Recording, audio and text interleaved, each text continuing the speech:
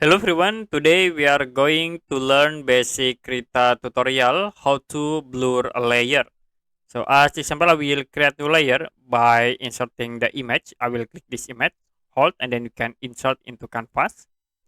Click insert as new layer, and then I will insert again another and insert as new layer.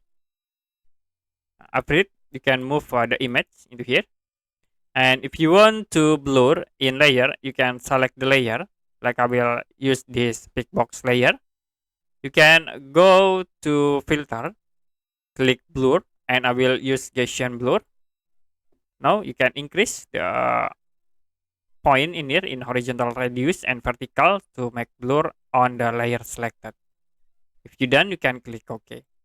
I will select again this layer, and then you can go to filter, blur, and then I will use blur option. You can increase again the option in this blur effect. Okay, that's it for basic Krita tutorial, how to blur a layer.